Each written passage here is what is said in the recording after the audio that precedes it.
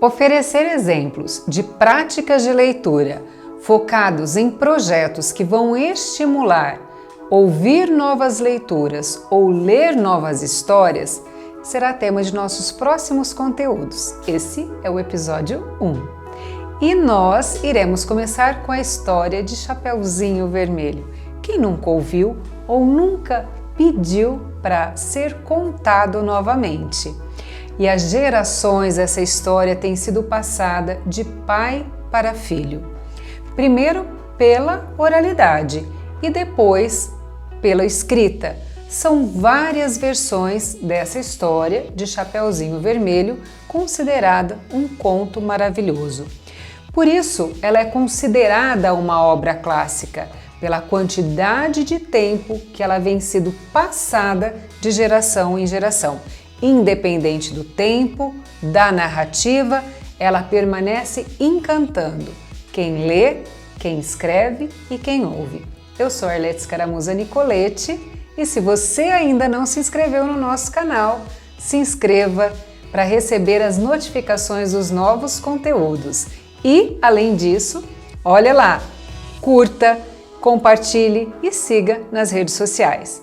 Bom, continuando. É interessante notar que mesmo em tempo de intenso aparelhagem eletrônica e novas mídias, a história do Chapeuzinho Vermelho ela continua sendo contada e ela continua encantando todos que a ouvem. Até a gente que é adulto, quando ouve essa história sendo bem contada, a gente se encanta.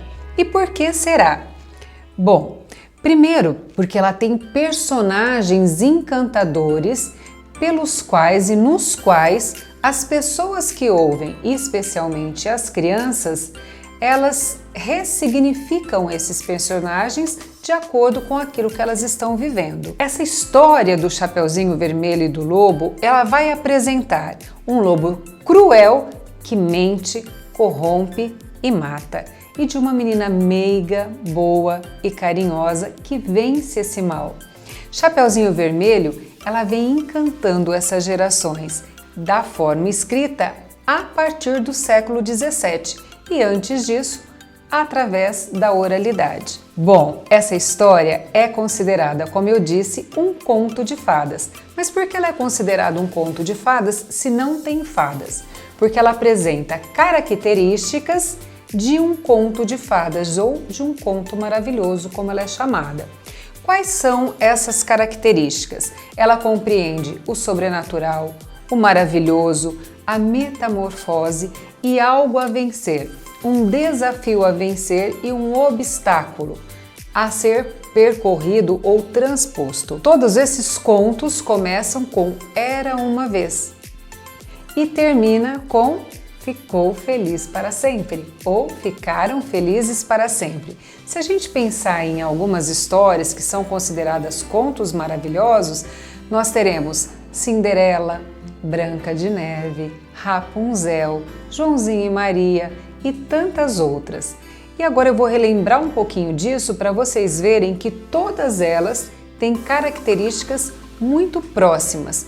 Por isso, elas são chamadas de contos maravilhosos ou contos de fada. E toda vez que nós formos contar para as crianças, é importante que se nomeie essas histórias, para que a criança possa ir aprendendo quais são os textos ou gêneros textuais que estão sendo lidos para elas.